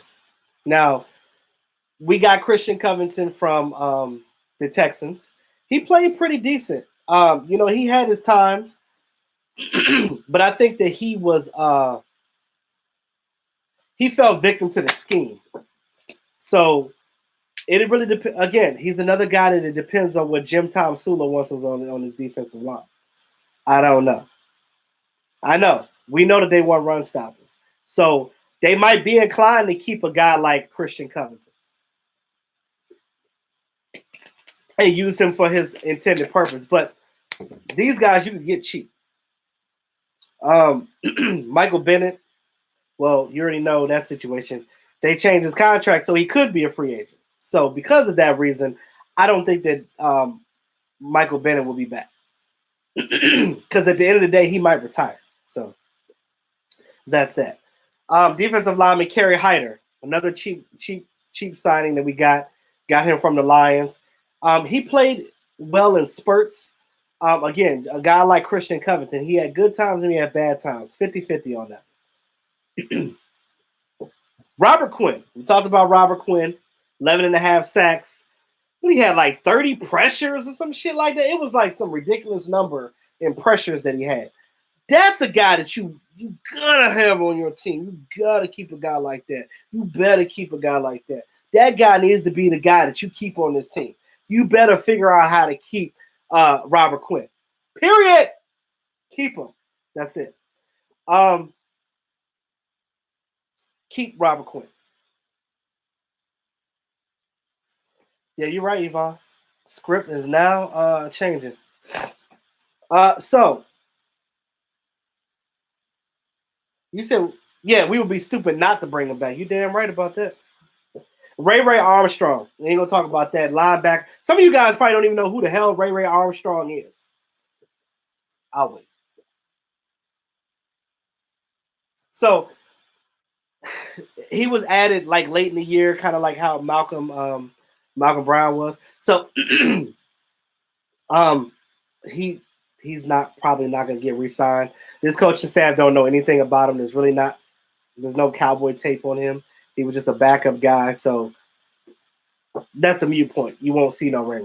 Ain't no Ray. I don't want to move up. I want to stay right there at 17 and pick the best player at 17. That's what I want to do. Sean Lee.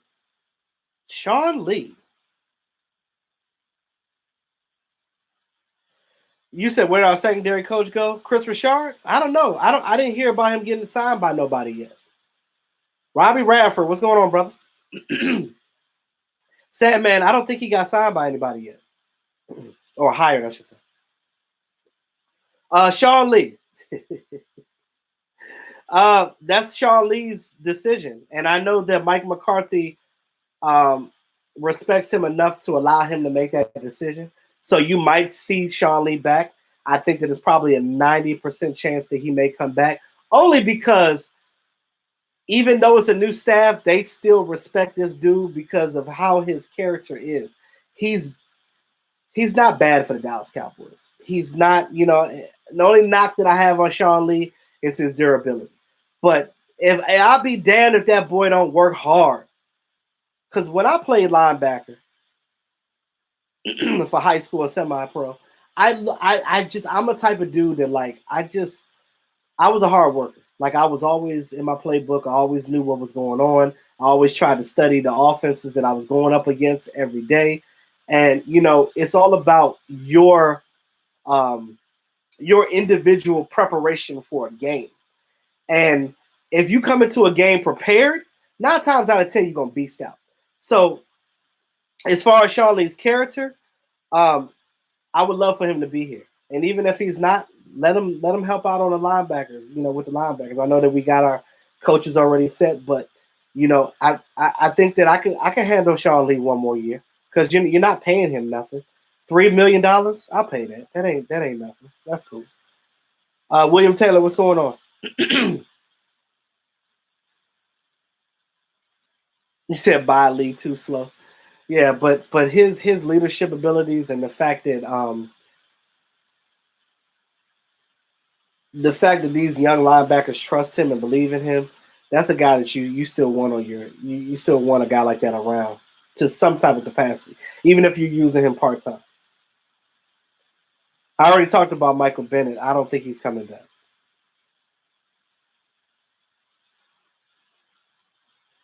You will have to terminate his contract, David. So, no, I don't think that they're going to let him go. So you guys need to understand that Tyrone Crawford, he's not a free agent. He's still under contract. But his contract is valuable right now. You remember, he wasn't playing. So us getting gashed up the middle, we weren't getting gashed like that when Tyrone Crawford played. Y'all remember that? A lot of you guys forget what Tyrone Crawford actually means to this defensive line. He ain't going nowhere. He might take a pay cut, and I would be okay with him doing that, taking a pay cut.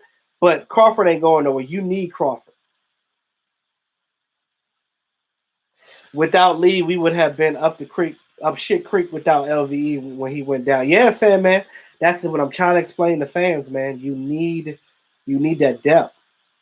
You need the toughness from Sean Lee. You need that try hard ability from Tyrone Crawford. These are the guys that you need to keep. Because you got to look at the whole body of work that they bring to the table. Yeah, that's what I'm saying. He is definitely a great teacher of those other linebackers. You definitely want that. Ori, you know me. I'm not attached to any of these damn players. And we know that Sean Lee is getting older, but the fact that what he brings to this team is valuable. And to have him on a team and not pay him that much money, why not? Why not? You're not losing anything. Because even if he does get injured, that's what the depth is there for. Because he's not starting anymore. You know what I'm saying? So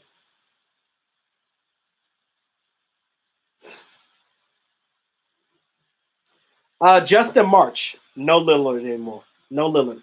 Just Justin March. That's another 50-50 guy. He's a depth guy.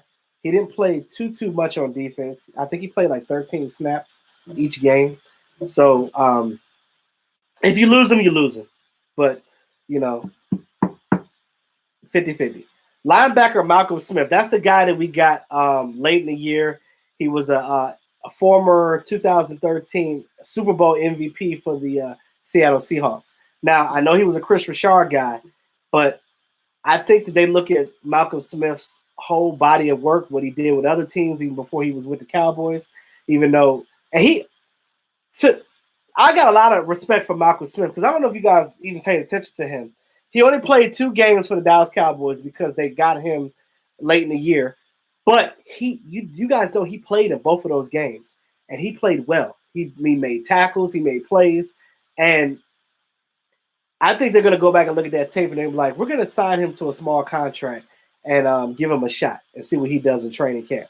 And if he doesn't fit the bill, then we'll cut him after training camp. But I think that they're going to do that. They're going to sign him as a futures guy.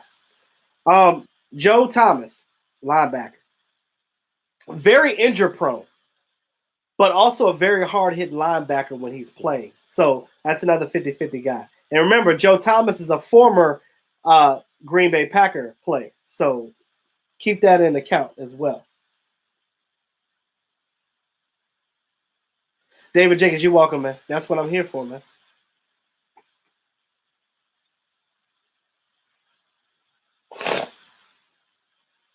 Ori, that's not true. Keeping all those players does not mean they're the same, because the way that you're using them is going to be different. Remember, this defense is going to be a whole different defense. We're not running what we did with Jason Garrett. You got to understand that we did not use our players properly. And I know you know that, Ori. I know you know that, Ori. I appreciate you, Ori. I know you know that's the reason why. Just because, and I'm not saying you're not going to keep all these players, but you're going to keep the ones that make sense.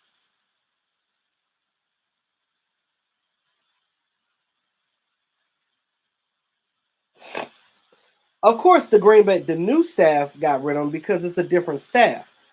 But Randall Cobb was left before Mike McCarthy did. So my whole thing is that, did he leave before? I feel like they left around the same time. But anyway, when new regimes come in, they like their people. But because now that we have Mike McCarthy here, it's a new thing for us. So Mike McCarthy is new to us. So what he brings to the table is better than what we had before. Okay, Yvonne, God bless. Have a good day. And we're at home because of Jason Garrett and that staff and what the hell they were doing. So the different staff, with this different staff, it's going to be a different way that we run things. And I do want to see some of these older players with this new staff because these players have talent. And I guarantee you, there's a lot of these players that if they go to another team, they're gonna get some money because they're gonna look at these players like, oh, the Dallas Cowboys didn't know what the hell to do with them.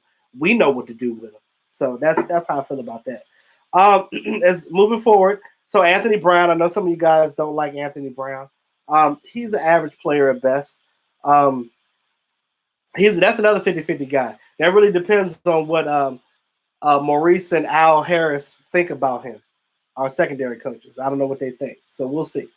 But I'm okay if we don't keep Anthony Brown. If we don't keep him, I'm not going to cry over spilled milk. Byron Jones, we already talked about that, so I don't need to really get into that. Devin Smith is still on the contract, so he's not on the free agent list, so he's still going to be there. So again, Anthony Brown, he can go. Byron Jones, I think that it's an 80% chance that he stays. I think it's 80-20. That's what I think.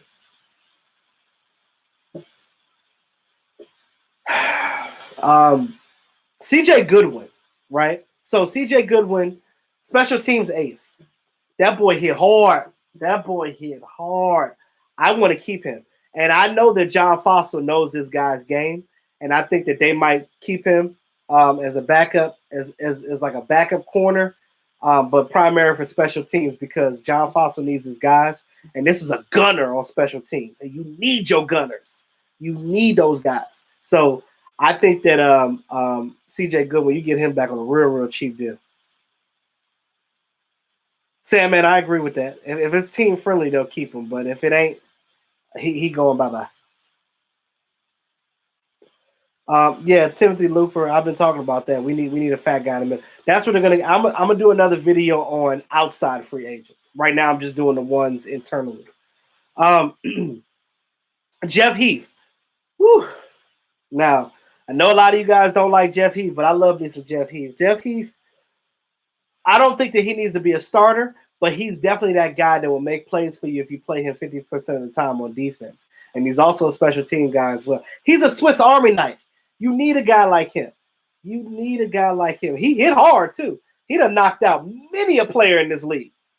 Many a player.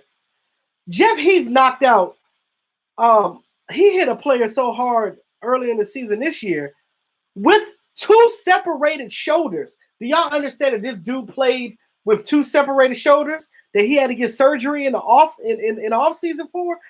You damn right, Ori. Jeff Heath is the GOAT. He is a GOAT because of the simple fact that this dude he don't complain.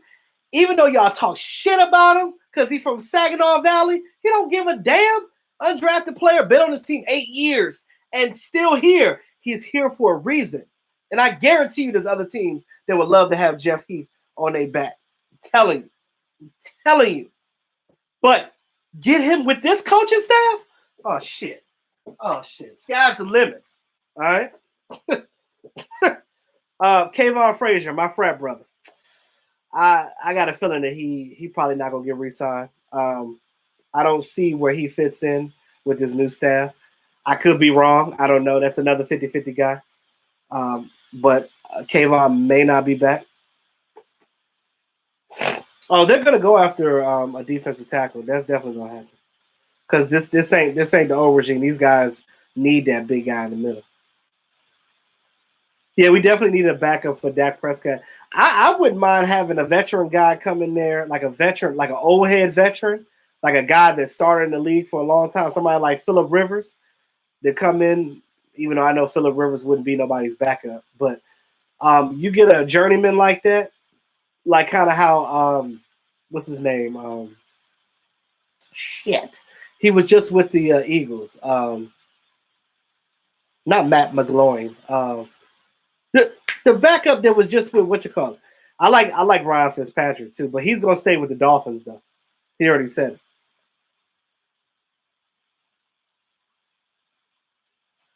David, you said Anthony Brown could crumble out of Dallas. That's what he's funny as hell. Yeah, I know. He knocked out Allen Hurns and Lockett. Was it Tyler Lockett? Yes, McCown. Thank you. Yes. So like not necessarily McCown, but even though because he's retiring, but a journeyman like McCown as a backup. You get a guy like McCown to come in there to be your backup. You know, shit. If Mark Sanchez was still in the league, I would have had him there because he was good with Dak Prescott with talking in his ear and stuff.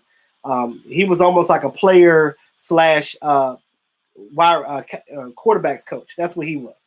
So going forward, Darian Thompson, safety. Now, I didn't talk crap about him, but I was like, when they kept Darian Thompson, I was like, damn, y'all, like, there must be something y'all see in Darian Thompson. I think he played really, really good this season.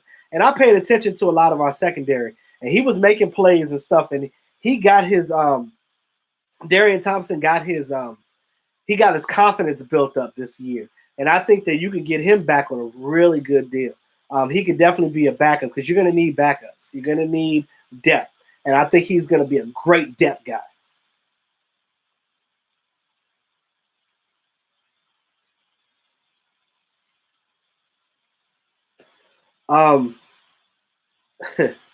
Kai Forbath.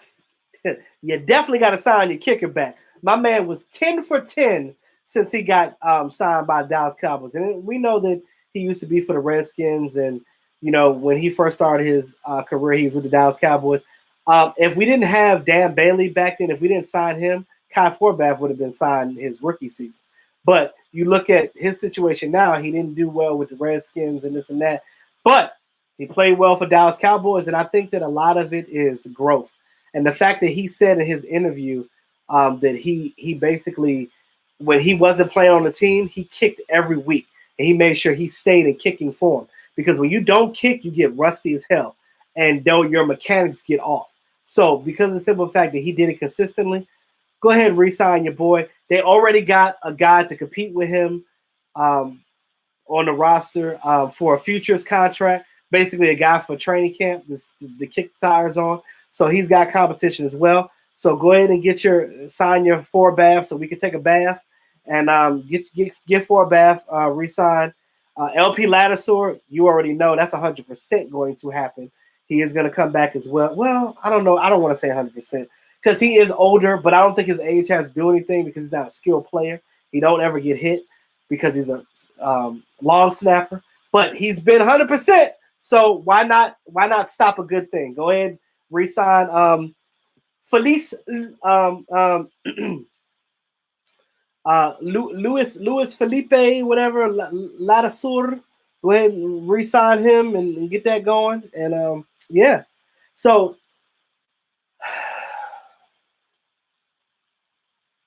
I like Donovan Alumba, and I think they're probably going to they re-signed him back though, so he's going to be there for training camp again to compete. So he's already one of the future signings. They already re-signed him back right after the end of the season. So he's going to compete again for the cornerbacks. So your restricted free agents, you got 3 of them. Backup quarterback Cooper Rush. I like Cooper Rush, despite of what some of you guys think. I think that he just didn't get the opportunity. You know what I mean? And you put him in a good situation with a good quarterbacks coach, and we've seen him throw the ball. He can throw the ball, and he reminds me of a poor man's Dak Prescott. He's not as good as Dak Prescott, but he don't show any fear like Dak Prescott. So that's what I like in my quarterbacks. But I say that they give him like a $700,000 contract and just sign him for training camp and see what he does in training camp. If he doesn't fit the bill in training camp, then go ahead and release him after training camp. That's how I feel about that. Tight end Blake Jarwin. That is a must. You got to sign back Blake Jarwin because the jar,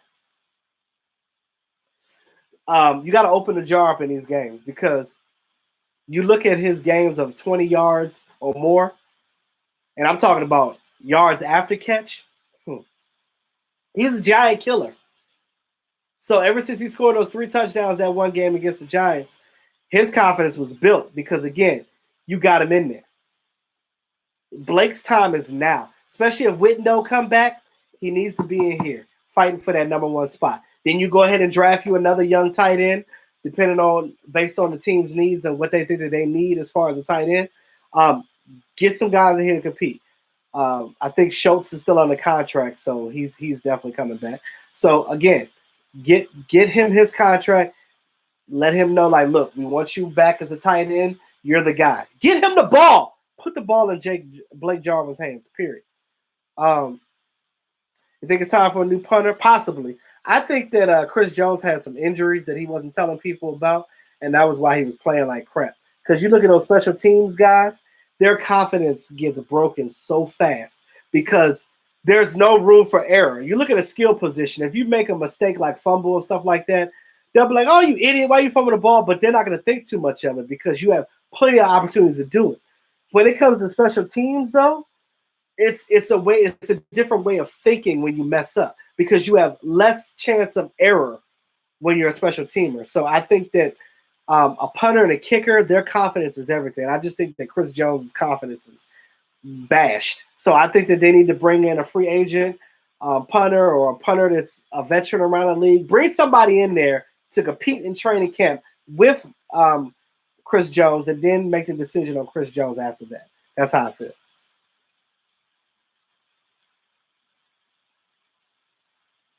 You said Jarwin is the replacement, not replaceable. I know. That's what I'm saying. He is your guy. You have to keep him. Defensive lineman Daniel Ross. He can go somewhere. I don't need him. I wouldn't lose any sleep if we lost him. Let's put it that way. Exclusive rights, guys. Adam Redmond, offensive lineman. It depends on what they think about him. Now, you do need depth in your offensive line, so we need to figure out what's going on with that. Defensive tackle Antoine Woods, definitely bring him back. I'm pretty sure they will bring him back. He's one of your top DTs. So you got him. You already have Tyrone Crawford on a contract. Maybe you can go back and restructure his contract to lessen that cap hit for Crawford. You got him, and then maybe get another guy like Christian Covington and re-sign them, and then go out and get you a free agent. That's how you do that. Because you're going to lose Bennett. You're going to lose you might lose Quinn. Hopefully they'll bring him back. But depending on what you lose and what position that they play and what their strengths are, you need to basically go into free agency and a draft based off of that premise.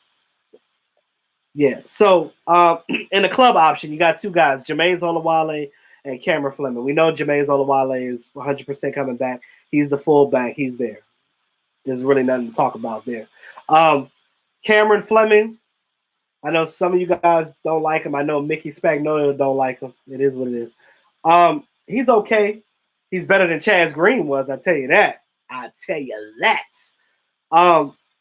Go ahead and get Cam Fleming is 50-50. But again, they have the club option. So the club option,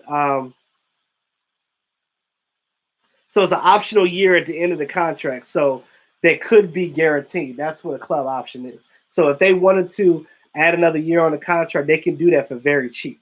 So they're already doing that with Jermaine Olawale. I think they already did it already. So I think Jermaine Olawale don't count because he's already coming back. But yeah. But Mike McCarthy will know what to do with Jermaine Olawale because Jermaine is not a bad fullback. He is not. He is not. You see what the Raiders did with him. Jason Garrett claims, "Oh, I love fullbacks in my offense, but you never freaking use a fullback in your offense." It was so many things we could have done with Jermaine Olawale that we did not. So many ways that we could have tricked the defense. You had Jermaine, you got Tony Pollard and Ezekiel Elliott. You didn't do nothing with it. So that's all I had for that. So before I end this chat, the last thing I want to say, guys, is real quick about Mike McCarthy. And, you know, a lot of this kind of fell by the wayside. Some people don't understand the situation because, you know, we listen to these media outlets too much and we believe that crap that they say, and it's bullshit because we know that's not what's going to happen. You said if we lose Quinn, who's getting the sacks? Exactly. That's why I said throughout this whole stream that we need to keep Quinn. We need him back. 11.5 sacks. You gotta have that. You gotta have that. Yes, he used it like a Swiss Army knife, and that is the reason why you need to have him back. And West Coast offense throw their fullbacks. Yes, they do. McCarthy would be good for him. And I'm pretty sure Jermaine Olawale was probably happier than anybody else on this team when Mike McCarthy got hired. He was like, finally, a goddamn coach that could use me. Thank you, Jesus. So this is my thing. So I look at it like this. This is what I want to say to end my topic of discussion today. And I think this is a perfect way to end it. Mike McCarthy. So there's been things said that like he was too pass happy with the Green Bay Packers and blah, blah, blah, blah. We speculate a lot of this bullshit, right? So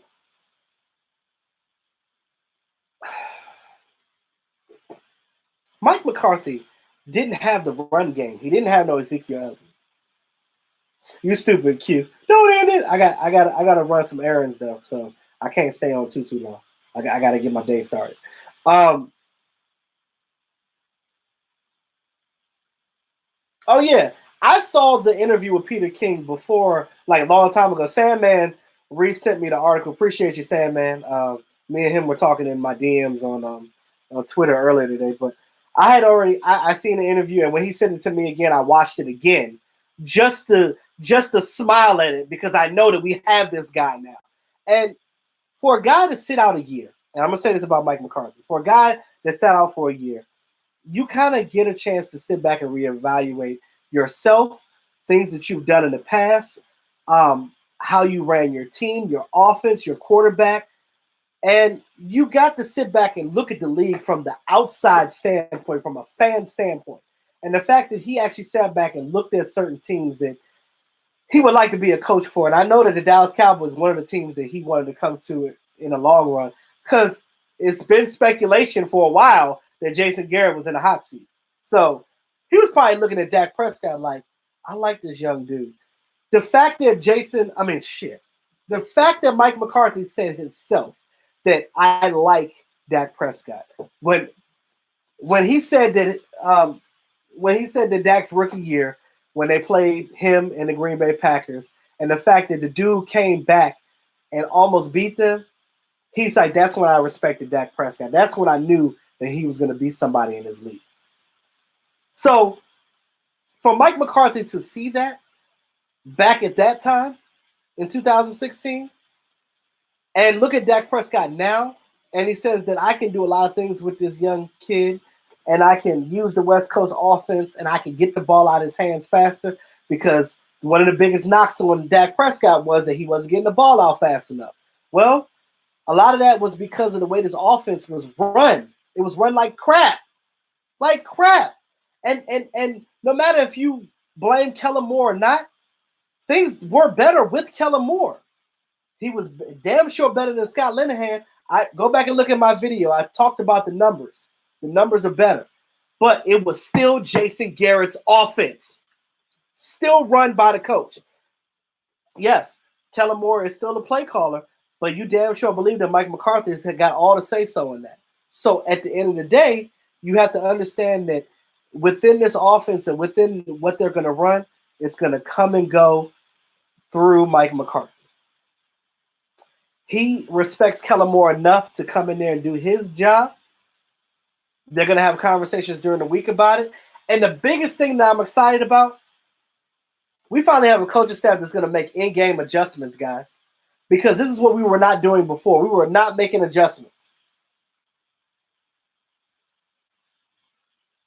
Yeah, Corey, you and everybody else been saying that, and I've been saying this since last season that we need a big body up in that middle. And I'm pretty sure this coaching staff is going to go get that. But like I'm saying about Mike McCarthy, like I think that it can't be no worse than what we had, is what I'm saying. Now, we can speculate all day. We don't know. We don't know what the future is going to hold. I can't depict that. You can't decipher that. No other Cowboys YouTuber can decipher that. But one damn thing I can tell you is going to be better than what we had with Jason Garrett. We ain't got to worry about all this damn clapping on the outside. Appreciate it, Corey. We don't have to worry about all that clapping on the sideline no more because Mike McCarthy is going to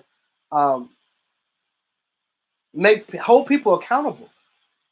So the accountability was another issue that we had. Jason Garrett ain't never take accountability for nothing.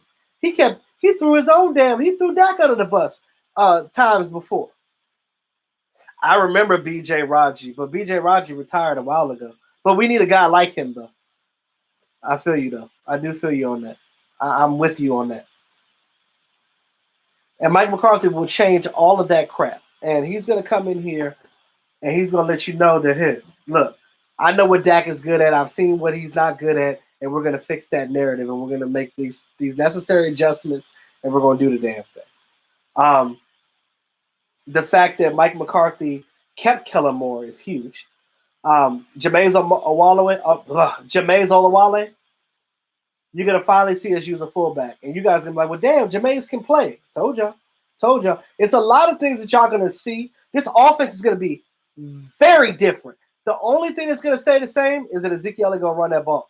Mike McCarthy, I told you before, he's been criticized for being pass happy.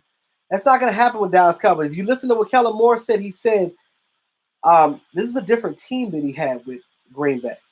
He didn't have all of those great talented people. They were very pass happy because they had an elite quarterback with Aaron Rodgers. They had, back in the day, they had Donald Driver. They had Randall Cobb, which is now with us. They had they got Devontae Adams. They got these guys that are very good wide receivers, and these are the guys that they had. You know what I'm saying? Over the years. And with Mike McCarthy's system, they never really had a dynamic. They never had an Ezekiel Elliott. And because you didn't, appreciate it, Coco. And because you didn't have an Ezekiel Elliott, you're not going to run the ball as much. And guess what, guys? That should be common sense. But apparently it ain't. I love the new look too, Peter. Appreciate it. So Um,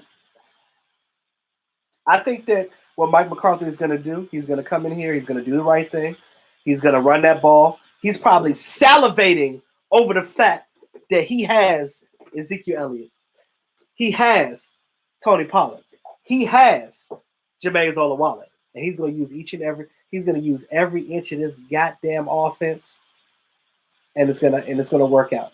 William Taylor, thank you. I'm gonna close out the show, guys. Any last comments or concerns that you guys have? Let me know right now before I end the chat. But I do want to say I love you guys. I appreciate you coming in and supporting me each and every day. Liking, commenting, sharing, telling other people about my channel. I appreciate it. As I grow, you guys grow. So we grow together, guys. This is Cowboys Nation. And those of you that follow me, that are probably not in chat right now. I know a lot of people, Saturday, people doing things with family and stuff. But I appreciate you guys listening in anyway. Those of you that are not fans of Dallas Cowboys, I still appreciate your support because, again, we can talk about everything. You know what I mean? So if you guys are cool, I'm cool with it. Mike McCarthy rubbing his hands like a mad scientist right now. Yeah, he is. Yeah, I'm telling you, he over there drooling. He got to get one of them little things, little space, little, what do they call it, little spacers in his mouth so he don't drool all over the place. Appreciate it, Peter. You too, Ori. Appreciate you coming in and chatting with me. Am I going to a Cowboys Raiders game in Vegas? Probably not. Because I'm struggling right now trying to get there for the draft. Vegas is expensive. Y'all ain't tell me that. I probably would never go to a game in Vegas. One thing I learned about the new Vegas stadium, which it won't be done till after this. It won't be done till right before the season. The stadium has no parking, so you have to park somewhere else to get there. So you literally got to walk, or you got to take an Uber or a Lyft or something. But it's not a good situation down there. Like as far as like traveling to it, it doesn't make sense. Which they should have, when they made the land for the stadium, they should have made it have its own parking lot. To me, that's really stupid. But you know, it is what it is. Who am I? I'm not an architect. I ain't nobody. You said rubbing his hands like Birdman, yeah. Biting his bottom lip, licking his tongue. You know what I'm saying? You said Vegas ain't expensive. I guess you get skull drug in a casino. I'm not a guy to get skull drugged by the casinos because I'm not a really betting type of guy. If I ever go to the casinos, I'm playing the little slots and I come in with $40. If I spend all my $40 and I don't make no money, I'm off to the next thing. I'm done. I'm out. Because I ain't stupid. I ain't betting the farm or nothing because I'm not a betting guy. You too, Coco. Appreciate you. Definitely appreciate you. Mike McCarthy is taking over a very talented team. He is. Definitely is doing that. You said that's like the Niners Stadium. The Niners Stadium is like that too? I didn't know. Like I said, I've never been to Cali, so I don't know. I thought they had park at UNLV. How close is UNLV to the stadium, though? But it don't matter anyway because when I get there, it's going to be the draft. The draft is going to be somewhere different. So it's not going to be at the stadium because the stadium's not done. But I'm definitely going to walk around. If I do get to go, I'm definitely going to look at it and see what it looks like. You said Jerry Jones make hella loot on parking lot. Yeah, you do. But you look at AT&T Stadium, it's a better place to park and a better place to be than anywhere else. But, you know, you said across the street. Oh, okay. That's probably why they don't have park. But they still could have made a parking garage or something. You got that expensive ass stadium, you still can't get a parking garage? Come on, Raiders! Come on, LV! But yeah, so thanks again, guys. I appreciate you guys. You guys enjoy your Saturday. Real quick, what are your picks for the Super Bowl? Like I said in the beginning of the chat, my pick is the Kansas City Chiefs because we got Anthony Hitchens, we got Damian Wilson, we got Morris Claiborne, we got Travarius Ward, and we got Mike Weber on the team. So I'm going with the Chiefs because I cannot root for the San Francisco 49ers because being a Cowboy fan, that is just wrong. It's wrong. I would never root for them, the Levi Stadium, none of that. No 49ers, none of that. So I can't, as a Cowboy fan, I cannot root for the 49ers. No, Kansas City Chiefs. I want to see Pat Mahomes get his just due. He deserves it. He's been busting his ass all year, and they better pay Dak Prescott before he get his, because if he win the Super Bowl, it's gonna be hard. David Jenkins, stay blessed. You too. Take care of you as well. So, always, brother. Appreciate you, David Jenkins, for coming in here. Shout out to all you guys. Appreciate all your support. Tell all your friends about your boy E2 Blue. As I keep it real, talk to y'all soon. Y'all have a great day.